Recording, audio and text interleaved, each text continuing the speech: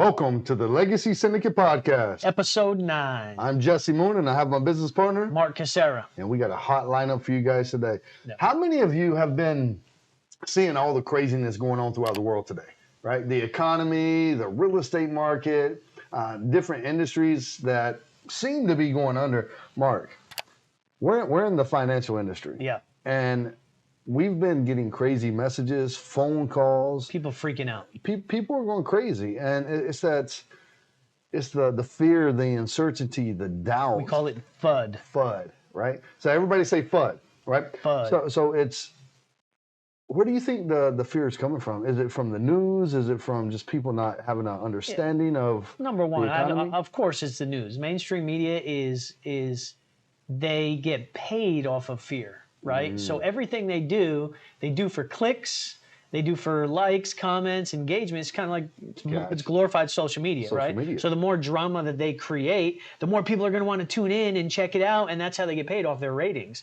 So they want to spread disinformation, they want to spread fear, and a lot of them are they're cohorting together. Cohorting together? What's that? How do you say it? Cohorting. Cohorting together. Coherting. Cohorting. They're working together. They're working together. Yeah, absolutely. So there were some bank failures in the past. Yep. What were the name of the banks? SVB, Silicon Valley Bank, Silver Lake, right? Silver Creek, and then what was this third one?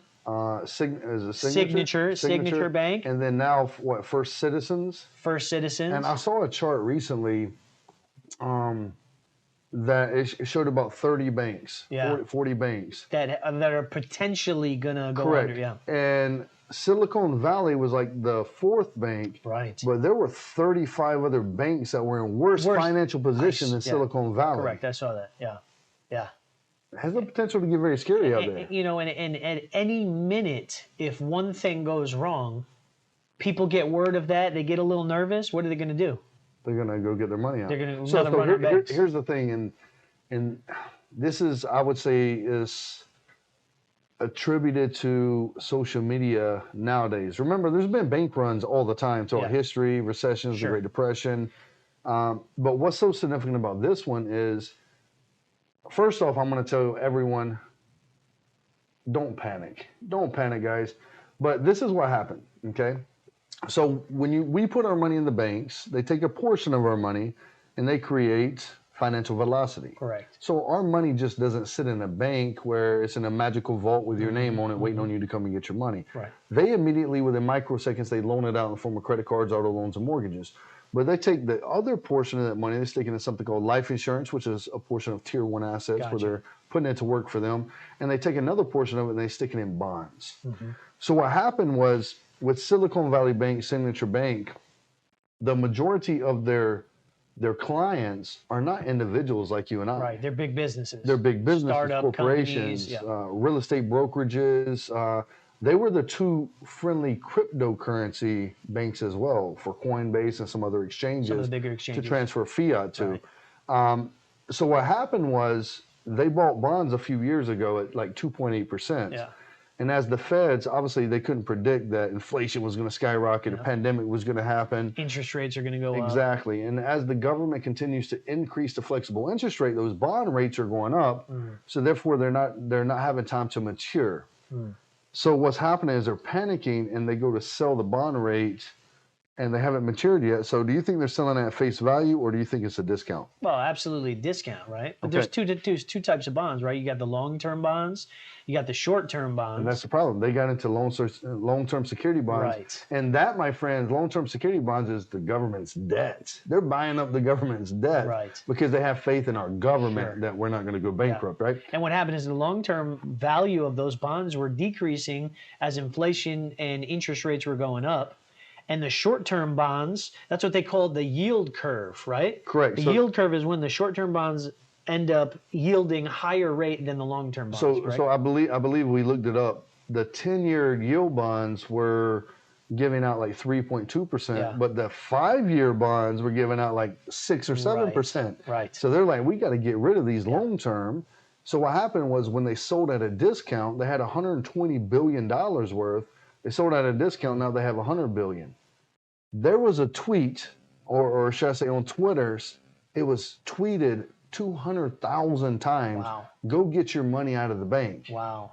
So everybody ran at one time, which is called the bank run, to get their money out of the bank. Upwards of $42 billion at one time. Wow, that's and crazy. they didn't have the money in the bank. So That's this is when crazy. the feds came and took over the bank. So just remember this. Silicon Valley Bank is 1/10 of the size of JP Morgan. Wow. That's how big JP Morgan I Chase didn't know is. that. Yeah. So I'll tell each and every one of you right now, just stay calm. Don't fear. Don't panic. You're good right now. You're good. But definitely have open eyes, open ears, and look at setting up a plan B, a plan C, just in case. Because you don't want to wait until the shoe falls before you're looking for a way out. Yeah, right? of course. Because then it's too late. Okay? So there's a couple topics we really want to hit on today. One topic I just saw on the drive over here to the office was Biden is unveiling this proposal. New budget for 2024 of $6.8 trillion. And I'm asking myself, like, we're already in $32 trillion worth of debt. Right. And I'm looking at the things inside of this new budget, and it doesn't make sense for me. And you mean sending military vehicles over to Ukraine? Funding Ukraine's pensions doesn't seem right to you? Like it's no, but because our government. So if they print out $6.8 trillion more to fund these budgets, what's that going to do? It's going to kill the middle class Americans. The inflation is at 6.4% right now. And this is uncharted territories because the inflation right now is due to them printing off more money. Right. Which is now the feds have to increase the flexible interest rate to lower inflation. Right. But in order to lower inflation from 10% to Jerome Powell's, we're committed to getting it down to 2%, unemployment has to go from 3% up to 10%. 10%, yeah. So he's actively saying you have a high potential of being unemployed. Yeah. Because remember, quantitative easing was when they were injecting money into the stock market to prop it up. So it gave investors confidence. But now what's taking place is quantitative tightening. Correct. So they want the consumers, the middle class America, to spend less money. Spend less. That's why they're raising the prices of everything around you so that you're not incentivized to go out there and spend that money. When they were giving us, what were they giving us? Stimulus. Right? Every month there was a new stimulus coming out. That's because they wanted to stimulate the economy to go out there and spend more money. Because they knew we didn't have fiscal discipline. But they freaking shot themselves in the foot. They shot us in the foot at the same time because now they want everybody to cut back. So what are they doing? Raising the rates. Interest rates are going through, they're purposely raising inflation. They're bringing inflation up so that we spend less. So now they're saying you're going to be unemployed, so you don't even have money to go and spend. Right. It's the craziest It's crazy. thing. And Jerome Powell said out of his mouth, we will do whatever is necessary. And if that means unemployment has to go up, and then if they have to crash the stock market, they've done it before in the past. It's a temporary sacrifice for a fix. Right. Because them printing money, injecting into the stock market has just been a Band-Aid. And they've been doing that for years. And we just got to ask ourselves, how do we prepare? And obviously, we're in the financial industry. We hang around, some affluent people who are in different circles that give us some guidance. But we just want to share it with everybody else. A couple ways to prepare for the upcoming market crash. Obviously, we're already in a recession. Even though the government changed the definition of a recession, we're in a recession. Oh, absolutely. We've been in a recession for the last 12 months, probably. But it's just, I'm looking at these things, changing the tax rates, the tax codes. My question to you is, if we're in $32 trillion worth of debt, do you think taxes are going up, going down, or staying the same in the future? I'm in agreement with you if you said they're going up, because there's only two ways to decrease or get rid of the budget. I'm sorry, the national debt, which is $32 trillion, is either take budget cuts or increase the taxes. Right. Where do those taxes come from? The old good employees, the W-2 employees that they teach us to go to school, get a job, and go work for somebody for 40 hours per week for 40 years for 40% retirement.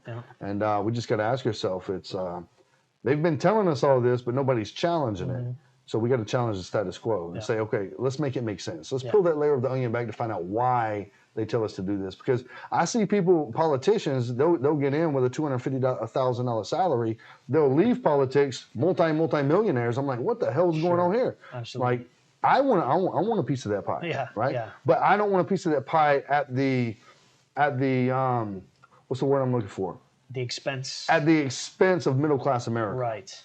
I couldn't lay my head down at night, sleep in peace, knowing that I'm taking advantage of somebody else to get ahead in life. That's what most politicians do right now. You know, they're all in cahoots with each other, and not that everybody is, you know, living by greed and selfish desires, but heck, majority of them are.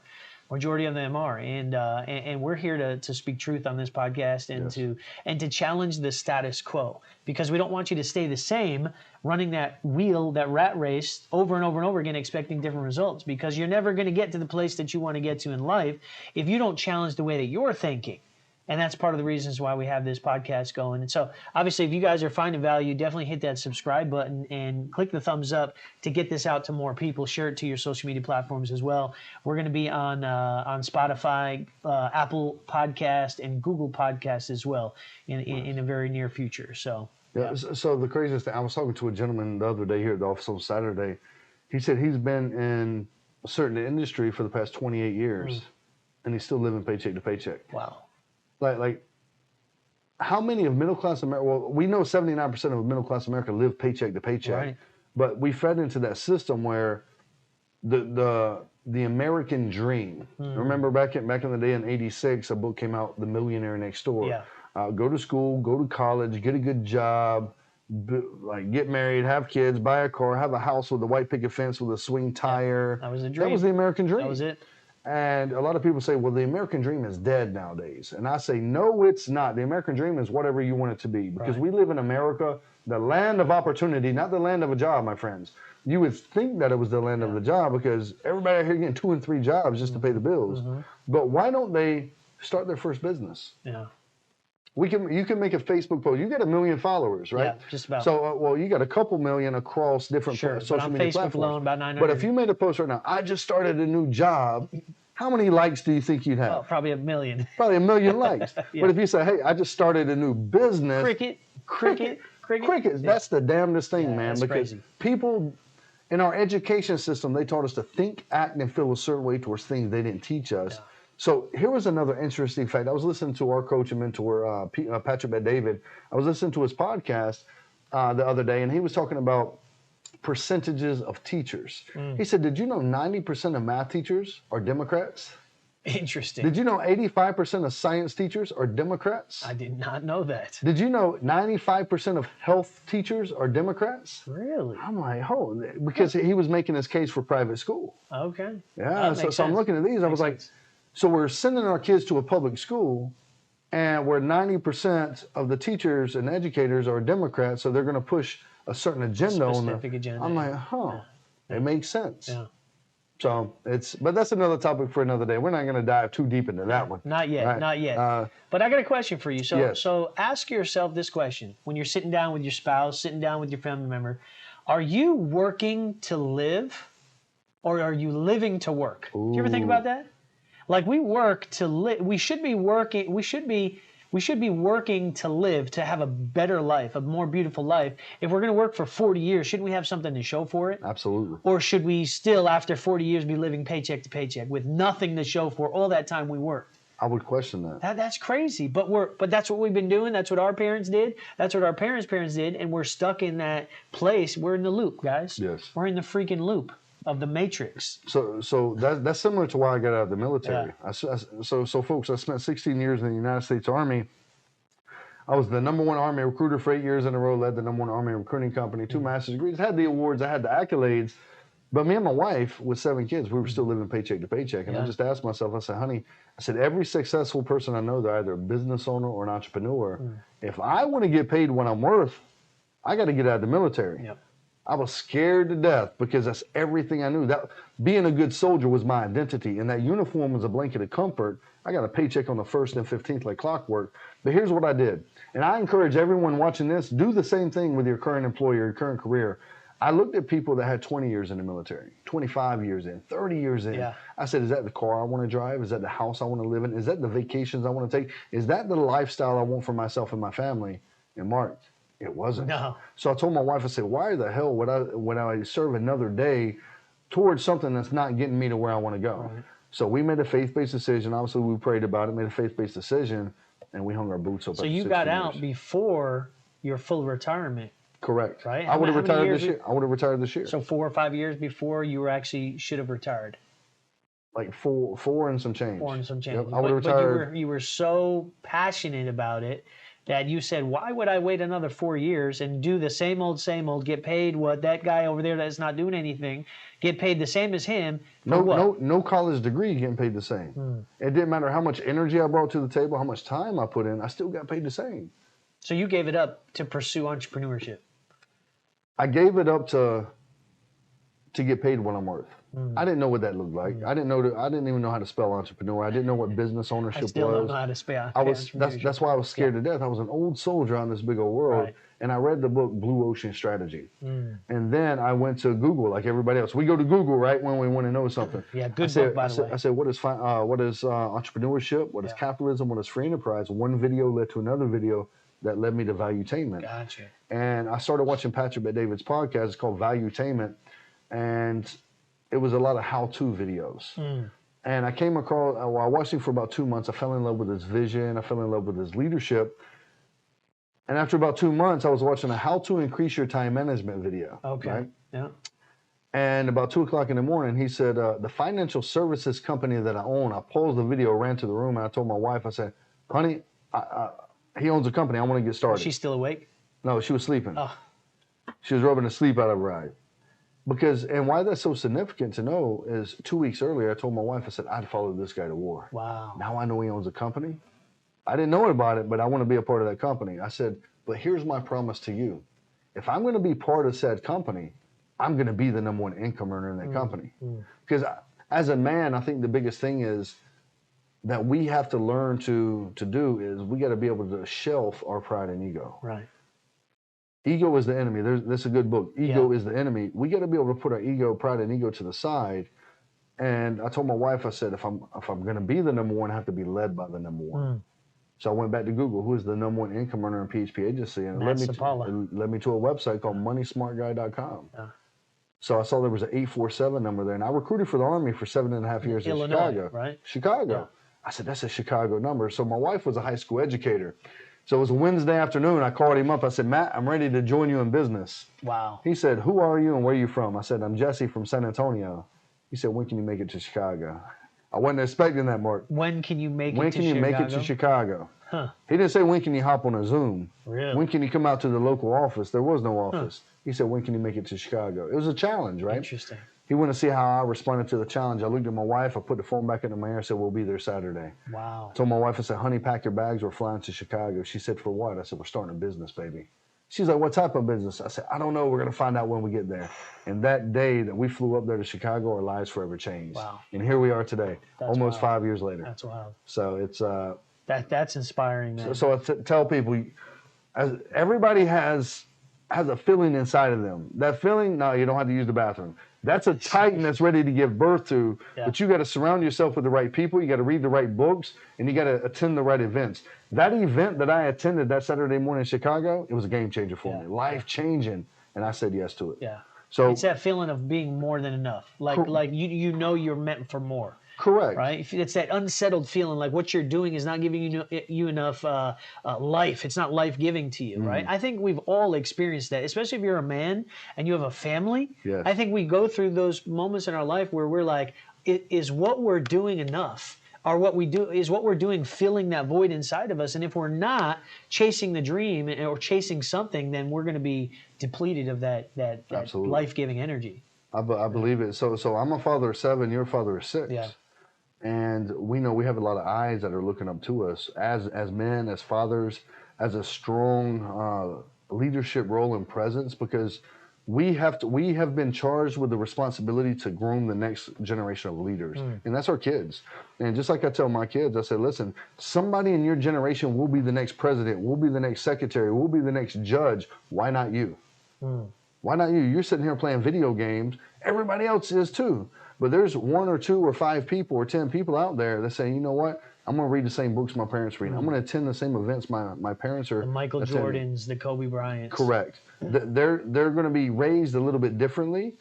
It's going to seem weird because all my other friends don't have to do this. Why do I have to do this? They're not going to understand now, but they're going to thank you later because you're grooming them for success. Sure. And somebody's got to lead that generation. And I'm doing everything I can as a father. I get a lot of things wrong. Yeah. Right. It's just like the pastor at church this morning, Pastor Josh, when he said his dad, even though he has the success he has, his dad said, "Son, I'm going to need your grace this time." Right. Because even if the dad messed up, I'm going to need your grace. Sure. I'm going to need your mercy. So it's we're gonna have to do that a lot, but remember, it's our responsibility to lead that generation. Yeah. And not let video games and the media and TV lead that generation. Yeah, absolutely. So it's so we talk about making money work. How many of you right now? Let me know in the comments. How many of you right now are sick and tired of losing your retirement? Every time the market goes up, you profit. We love that. We love profiting. But when the market drops, we're sick and tired of losing it, and we have zero control. Have you ever been in a situation where you felt helpless? Oh, yeah. Like literally, like you saw it, and there's nothing you could do about it. So I'll tell you my first situation where I felt helpless. It was when I got out of the military. I got into the cryptocurrency space, and the craziest thing happened was, I was pretty successful over there. Had a lot of Bitcoin on an exchange. But here's the thing. I got an email that my password was changed. And then I couldn't make any calls from my cell phone. I said, what just happened? Here's what they did. I called T-Mobile, and T-Mobile said somebody went into a store in New York. I'm in San Antonio, in New York, and they changed my SIM card. Wow. They got a new SIM card with my phone number. When they accessed it, it gave them access to all of my emails. They changed my passwords, got into my exchange, and took all my crypto. That's insane. I'm talking 5 to 10 Bitcoin at this time. Bitcoin at that time, it wasn't 24,000, 60,000. It was about 1,200, 1,500. But still, at that time, I felt helpless, and I remember that feeling. And that's what people are feeling right now. It made me sick to my stomach. People are feeling that right now. And knowing that they've been inside of a 401k, IRA, thrift savings plan, 457 deferred comp, 403b, knowing that they've been working for 5, 10, 15, 20 years, putting all their life savings in it because somebody told them it was a good plan, and they're sticking all their money in it, and then when the market drops, they're losing it. And I had a client almost 6 months ago say, I'm going to wait a little while. I'm going to see what the market does. I'm going to see if my money picks back up, if I gain any more value. He came back to me just a couple days ago. He said, Mark, I don't know why I didn't listen to you in the beginning. I got to move my money right now. And so we set him up with a small rollover and plus a couple other things. But people want to see if their money's going to gain back, and it doesn't most times, So it's not saying that 401ks are bad. Right. Bad because anybody, and this is for me to tell you 100% transparency. If anybody talks trash about another company or another product to make their product sound better, run as fast as you can away from them because they're giving you false hope. Okay, and they're trying to use fear tactics to give you fear, uncertainty, and doubt about your current plan. But there's different strokes for different folks, and first you got to find what you're solving for, guys. What are you solving for guaranteed income for life? Are you solving for liquidity? Are you solving for better rate of returns? Are you solving to minimize the taxes that you're going to have to pay 20 years ago that we all agreed that taxes are going to be higher? Now, what are you solving for? Once you're able to find out what you're solving for, then you check out the different products and say, okay, which product is going to help me meet my needs and my goals, all right? We hear about diversified portfolios. Now, diversified portfolios is not just you have all your money in one product and just diversify all the stocks inside of it. I mean, you're still at risk. You're still in a variable product. That's what we hear more the majority of the time from financial advisors. But diversified portfolios also means two other different types of diversified things. Diversified asset classes, a little bit in securities, a little bit in life insurance, a little bit in crypto, a little bit in gold and silver, maybe some real estate. That's a diversified asset portfolio. But then you have diversified taxes. So you have tax now, you have tax later, and then you have tax never. Okay. You want to shed some light on the different things on the 3 tax buckets? Yeah. So tax now obviously would be your deferred comp, your 401ks, 457s, 529s, all those traditional retirements where you're paying the taxes.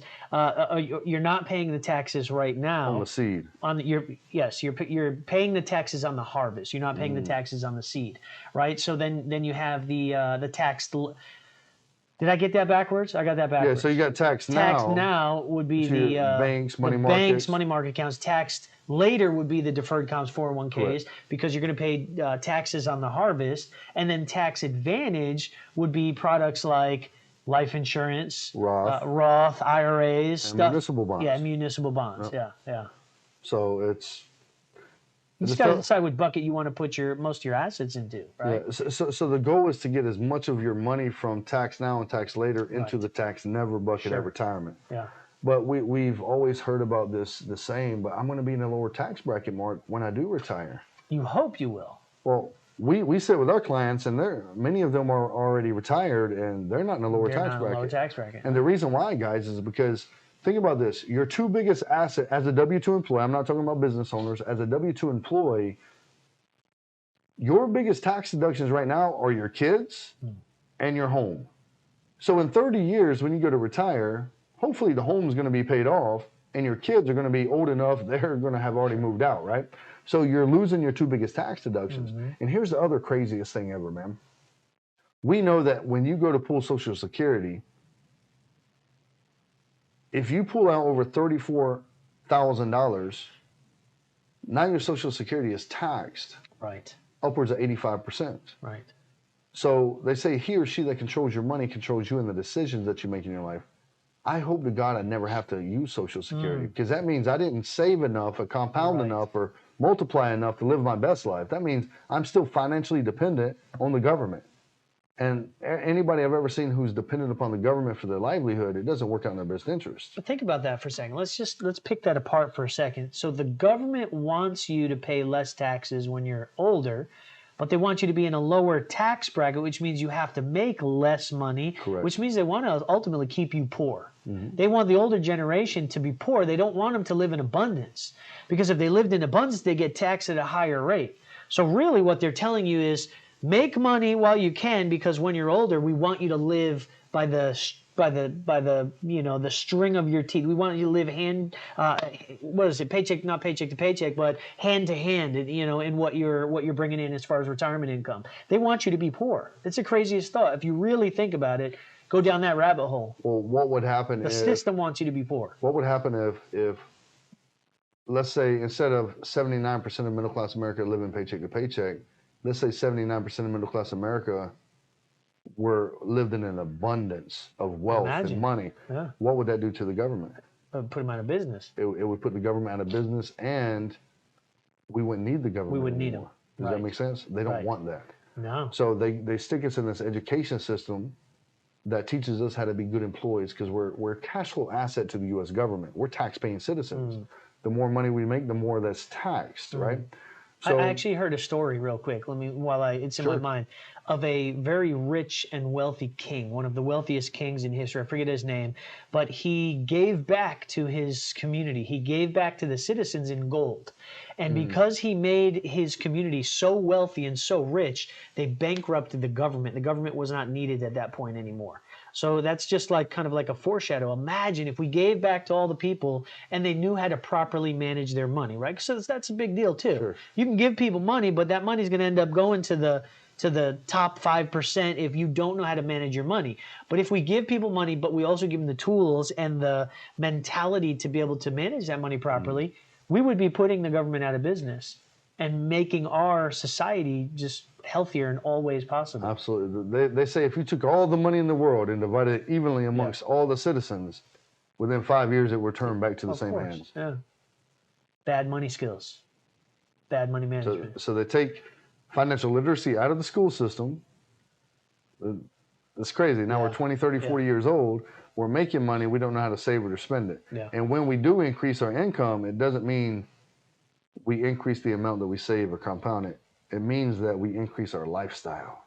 Yeah, it's true. So there's a problem. Yep. And that's what we're here to solve. That's our mission and crusade, because there's a war going on in America. Forget what's happening in Russia and Ukraine. I pray for them. But what's happening in America is the poverty war, guys. And we got to stand up. We're looking for leaders to stand up, to rise up, to be vocal, to learn this knowledge, to go out there and educate the communities and be that pillar and that beacon of hope for a better tomorrow, to let you know that you live in America, the land of opportunity, that you were born to win and succeed, and you got the DNA of a king running through your blood, guys. You weren't put here just to survive, Mark. We were not put here just to work. No. Man, think about it. One thing I know about God, and I know you got a pastoral background, and tell me if I'm wrong, please correct me if I'm wrong, but God does not bless mediocrity. He blesses abundance and excellence. Sure. And I tell you guys, if you're looking for change, I want to let you know it doesn't matter what the people around you are telling you. You are meant for greatness, guys. So if that's the first time you heard that, go ahead and let me know in the chat. We want to be able to serve you guys. We want to be able to help educate you and get you to the next best version of yourself. But there's something as we start to begin to end this segue. You know, we're in the financial industry. Yep. We get a lot of messages and phone calls and questions about properly structured life insurance policies. And then we meet with clients who already have life insurance, but we're looking at them and reviewing them, and they're improperly structured. And we're like, they're a mess. What happened here? Yeah. So, guys, we got a good for you today, okay? Where we're gonna tell you. Get your notepads out. Where we're gonna tell you 14 questions that you should be asking that life insurance agent, that financial advisor, and they should be able to answer them just like this on the cuff, not researching it, not looking it up. If they can't answer these 14 questions we're about to give to you, you need to run and go find somebody else that can answer these 14 questions. Not all financial advisors are created equal, and neither are life insurance brokers. They're not all created equal. And most of them are just mediocre. Yes. Most of them are mediocre unless you meet with a specialist that deals with properly structured policies and well-designed portfolios.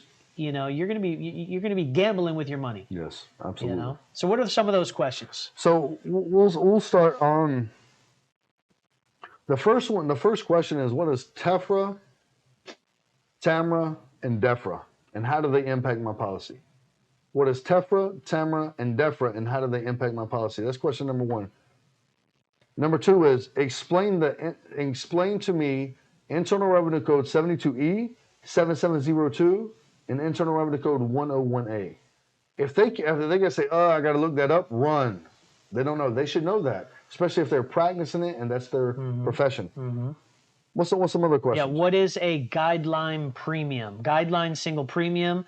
Number four would be, what factors will the insurance company consider when gauging the size of my policy besides the guideline single premium? So these are technical questions, but these are questions that you should know to ask them, because if they can give you an answer without even thinking about it, they know what they're talking about. That's it. And maybe we can do a podcast where we cover some of these kind of like question and answers as well. We'll answer some of them as well. So number five. What size policy would someone have on average who is healthy, 60-year-old male with a GSP, which is guideline single premium, of $500,000? If they can't answer that, that means they have to have done enough of these. So if you have a $500,000 guideline single premium, that automatically means you're going to have about a $250,000 minimum death benefit.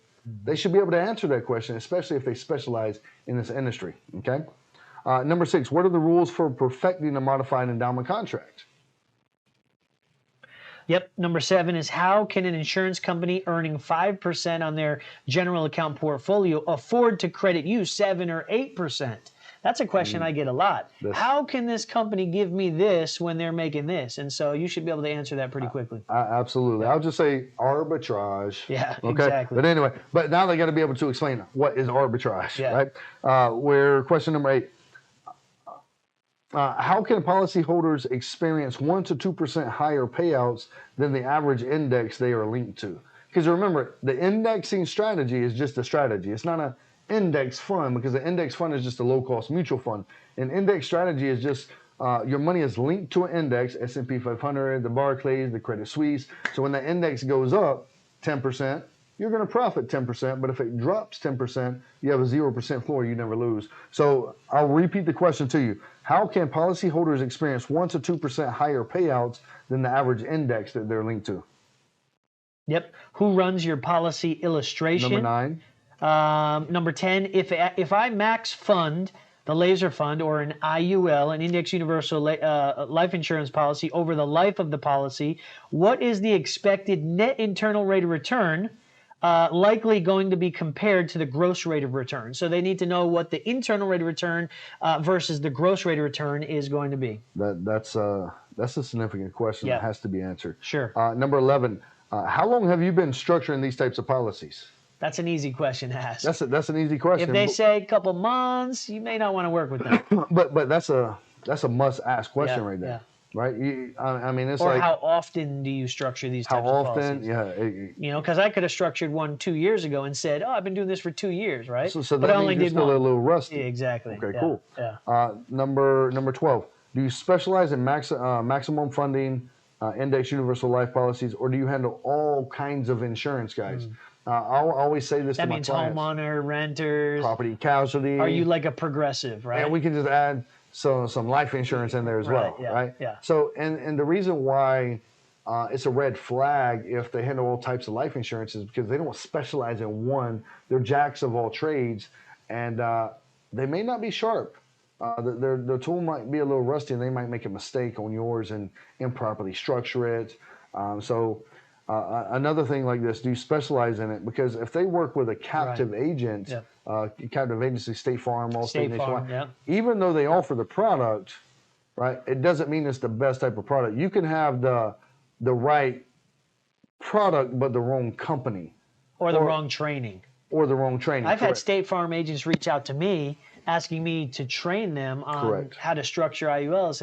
And they're like, well, they don't give us the proper training. They don't tell us how to do this. We have to figure it out on our own. That's dangerous right there. Yep.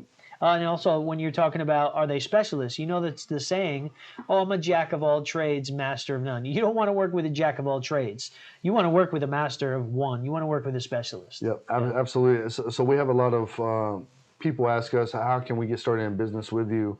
And do we specialize in other types of insurance? And we say, no, we do not. We're not the jack of all trades. We specialize in life insurance and retirement planning. Yep. We don't do property casualty or anything like that. We want to be the specialist, okay? Not the insurance agent, okay? And that brings us to question 13. How many insurance companies do you represent? We represent over probably 400 now with the acquisition of PHP and Integrity, but if they're only representing one, they're a captive agent. They can only sell their brand of insurance. That means they may not be putting you in the best interest possible. That's it. It may not be in your best interest, guys, right? So, and number 14, we'll wrap it up with this. Is insurance your sole profession, or is it a part-time endeavor? Is it something they do all the time or just some of the time? Yeah. Right. Yeah, that's good stuff, guys. So that's important to know is, and if they are part-time, that's okay. It's okay. They may be learning, but just make sure somebody is there that does it full-time. Yeah. That they can learn from this, making sure that it's properly structured, engineered, and designed, my friends. Yeah. And if you have other questions, let us know in the comments. Drop a couple questions in the comments. Some questions that you want us to cover in future episodes.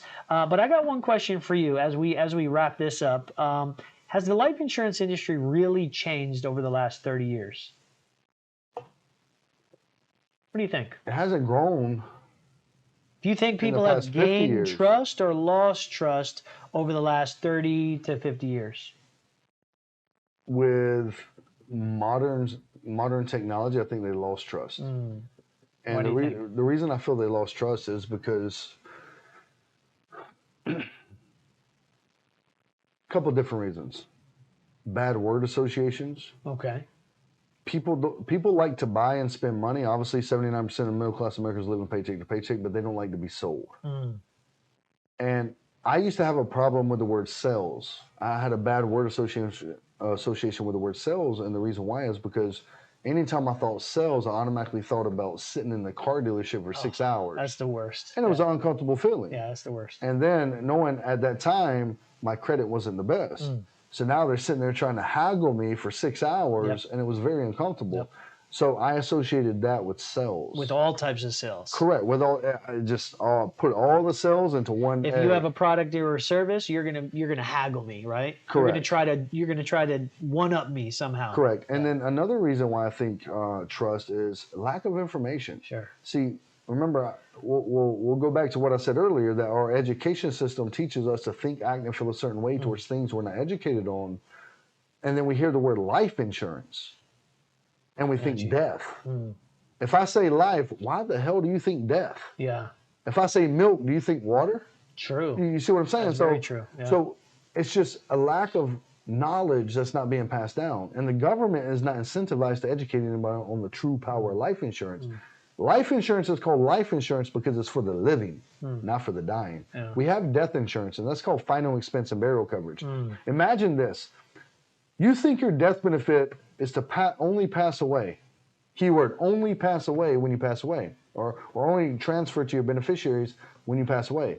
Imagine if I told you, Mark, if you had a $500,000 death benefit, but you had living benefits, you had a heart attack, stroke, cancer, long-term care, terminal illness, you could use that death benefit while you're still alive.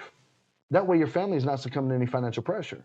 See, if the person is properly educated, now they find value in their life insurance, they're going to build trust in the product that is going to truly indeed help their family. Sure. But the times of social media, there's all this different misinformation.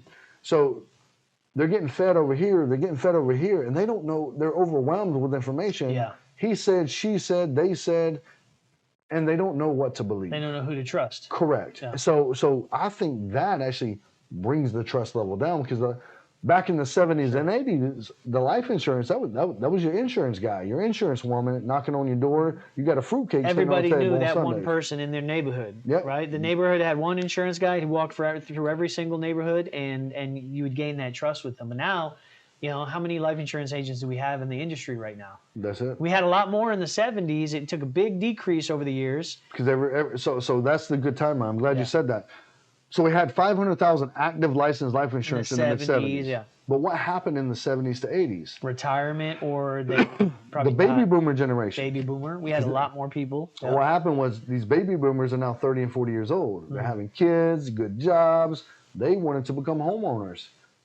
This is when the real estate industry experienced a birth, and people moved from the life insurance industry to the real estate industry. Real estate agents and brokers. To capture that boom. Got it, yeah. In that industry. Yeah. But now, here's the craziest thing. Now, between now and the year 2040, there's 10,900 baby boomers retiring every single day. Wow. There's something great. You want to tell them about the great wealth transfer? Yeah. Let's take it this is.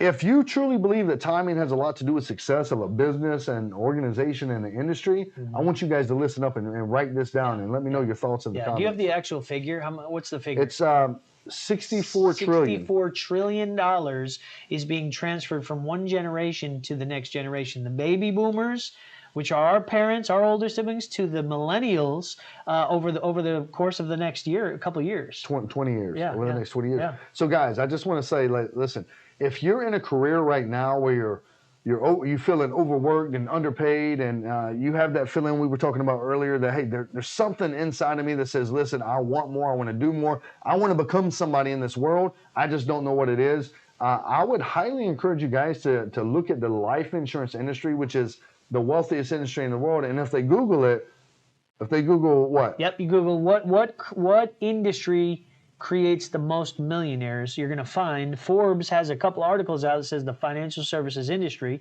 and life insurance falls in the financial services industry. So. And the financial services industry is $140 trillion per year.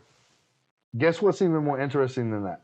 Life insurance makes up $63 trillion of the $140 trillion. So life insurance is the number one industry most likely to make you a millionaire, and nobody's talking about it. Yeah, nobody's talking about it. Nobody's talking about it. People are thinking it's boring, it's outdated, Caucasian-driven, 60-year-old, suit and tie, briefcase, knocking on doors.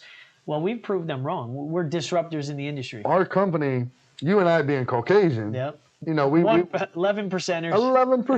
11% of our company is Caucasian. Yeah. 51% of our company is Latino. 37% of our company is black business owners. Guys, we look like America. Yeah. And that's why Forbes ranked us as the fastest growing financial marketing organization, not 5 times in a row, but 6 years in a row. Wow. Yeah, and absolutely love what we're doing. We're that beacon of hope for a better tomorrow. So if you're looking for an opportunity, guys, just connect with us on social media somehow. Comment below. We'll get you further educated. But I believe that's a wrap for today's show. Pay attention. Pay attention and what's going to happen starting Monday. Pay attention to the stock market.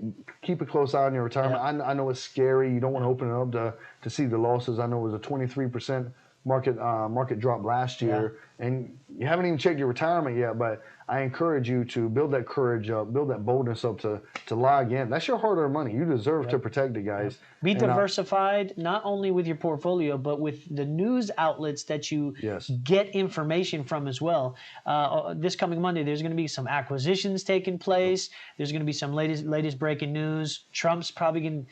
Well, they're saying he's going to get arrested this coming week. Who knows what's going to happen there? Putin's got a warrant out for his arrest. There's a lot of stuff happening in the economy right now. Yeah. But stay tuned to the Legacy Syndicate podcast because we're going to be covering that stuff as well as giving you life-changing information to level up and be a better person. So with that being said, I appreciate your time, man. We'll talk to you later. Take it easy, guys.